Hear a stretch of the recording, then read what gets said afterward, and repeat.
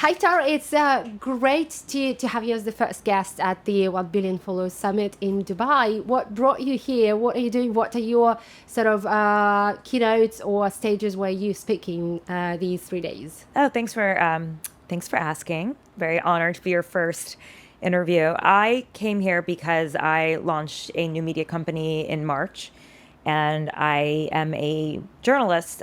Always worked in legacy journalism for my entire career, almost 17 years, more than that maybe now. So I've worked at places like CNN, CNBC. I was a White House correspondent for ABC. I wrote for the New York Post, Politico.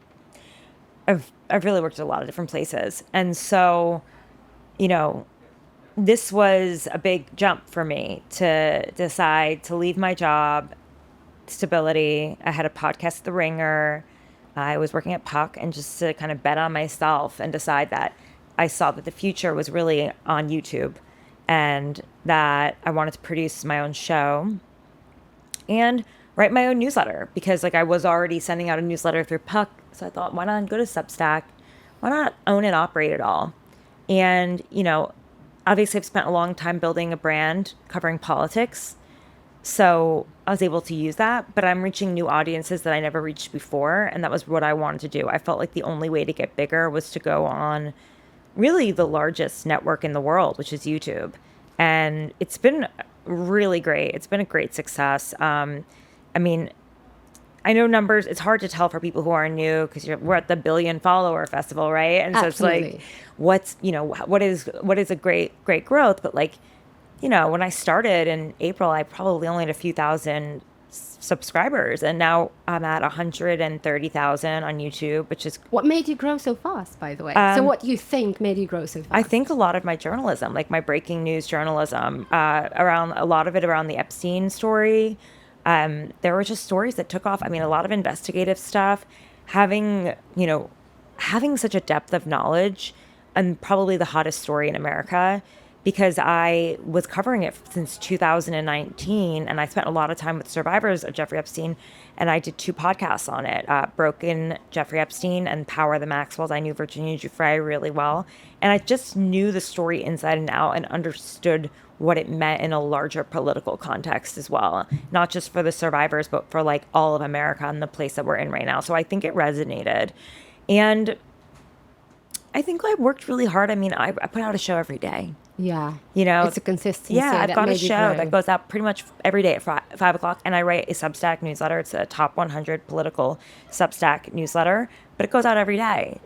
There's consistency, and I think for a lot of people who are wondering, like, what does it take to make it? It's like you're gonna have to kill yourself a little bit, and you have to be consistent about it. You can't just you really can't even have dark weeks, truly, because the algorithm punishes you. Yeah. So I often question or talk about virality. And we often take virality as something sort of negative, meaning if it's viral, it means it's probably primitive or shallow, right? Sometimes we take virality for this. But I want to ask you as a professional journalist, because you mentioned something different. You mentioned that your professional journalism actually and the ability to choose the right topic and the depths of that topic helped you to grow, not necessarily go viral on YouTube, but sort of grow quite fast, which for me is a different type of virality.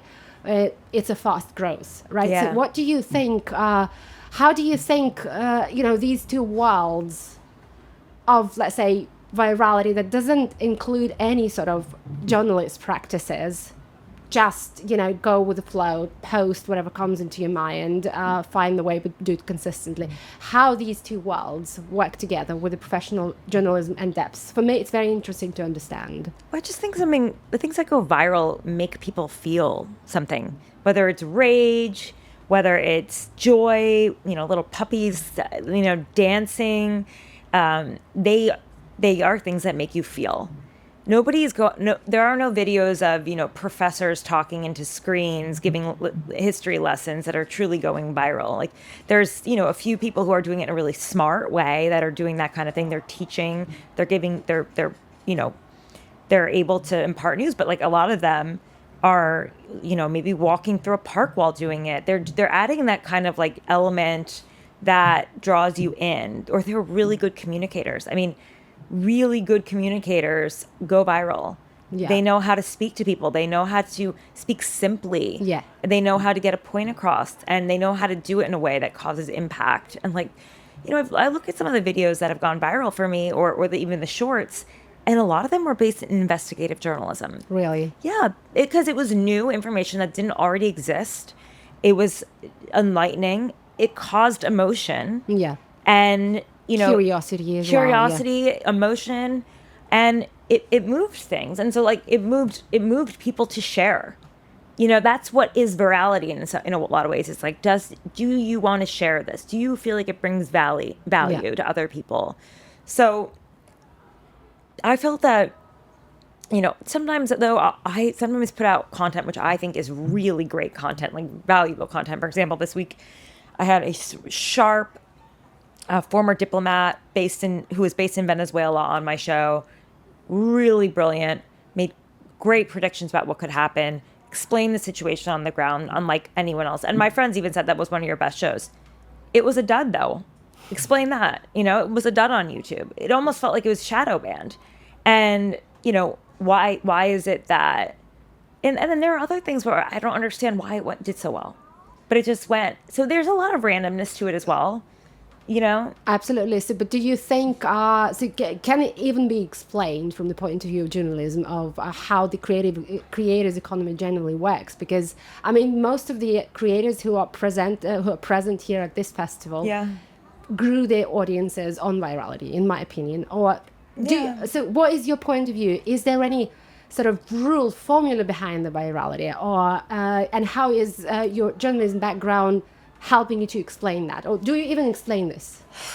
I don't know. I mean, like I said, I really think like if you're all about the virality, it's probably like anything in life. 1 out of every 10 things might go viral. Maybe 1 out of every 20. So that means you have to put out 20 pieces of content and hope that you've done it in a way that catches people. Yeah. And sometimes, a small audience will see it and they'll appreciate it. Absolutely. But it doesn't always mean like, people dancing on TikTok. I never understood that. I really don't understand a lot of the apps, to be completely honest. I mean, I'm 38 years old. Yeah. I'm not really in the age of I know TikTok is actually a pretty broad audience, but like for some people, the way they use it, I don't use it that way. Like my algorithm is much different than other people's algorithms. And so, you want to find your audience too. That's true. So, if your audience is, I don't know, like, you're a young celebrity, beauty influencer, the algorithm knows those people, they'll serve it up to you. I think when you're in news, it's a little different because you can cut through every which way. Absolutely. I remember one of my videos that went really viral on YouTube, TikTok, was just me leaving a Trump rally in New York City, and I was like, what the F? Like, this is crazy. And I don't think the rest of the world had caught up to like what he was saying on stage. This was right before the election when he was saying Puerto Rico was a trash dump hole. Yeah, whatever he called it. Or no, the comedian called it that, but Trump obviously was platforming him on the stage, and it was just a weird circus. It was very bizarre. And so I put that out there, and it was so, to me, so surface, so shallow, not like any intellectual great analysis. But sometimes people just want to feel like what they experience, someone else is validating that. And maybe it was just the look in my eyes of like genuine confusion that people could relate to. And that's why it was shared. And also I'm walking through New York City while doing this. Be like, I just left. There's urgency. There's a lot of different things that make good video. Yeah. It's not that dissimilar to television, like having worked in TV for a long time. Like, we would do walk and talks. We wanted urgency. We wanted good video. We wanted emotion. Got it. So what is the topic that you're covering here as a speaker? Well, they want me to talk about whether the newsroom is dead. And I don't know that it is. But I do think that, I think that social media has like poked holes in it, shown its weaknesses. And hopefully newsrooms will learn from what creators have done. Exactly. Like how these two worlds like can live together. Work, and they can work together. They can live together. So I think it's just a matter of, the legacy institutions coming down from their high horses and being willing to embrace their audience in a way that is communication and dialogue, not speaking down to them, not feigning sort of neutral kind of indifference in some ways, even though they aren't, or just independence, which I don't think that like necessarily all these reporters feel, that they are unbiased on a lot of things. Like if you feel a certain way, I think you should explain it and you should reveal why. I mean, I try to, in my podcast, which I think creators do a lot, it's like, this is where my perspective comes from. Like, I lived in this environment. I grew up this way. I have a family member that's like this.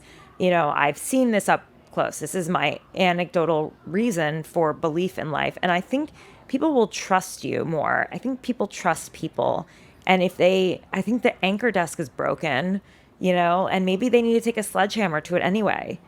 I agree with you. People trust also something that that is not perceived as fake. Like they feel this when something is authentic and when a person stands for something and that's sincere. Right. I think that is always felt clearly, right?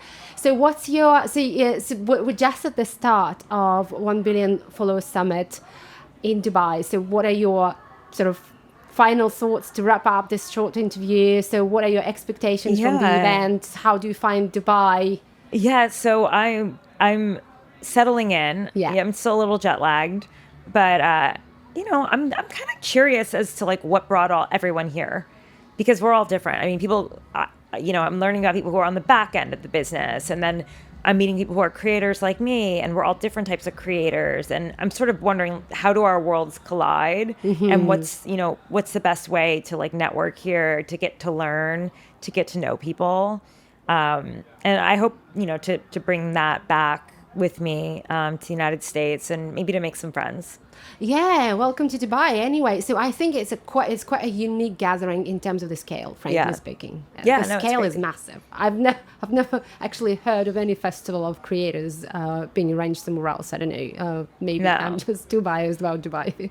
No, they're definitely willing to cart everyone over here. Exactly. Yeah, so that's interesting. I was flattered to be asked to come and to speak, and I think I hope to learn something. Yeah, so enjoy the time. Enjoy the time there. Nice.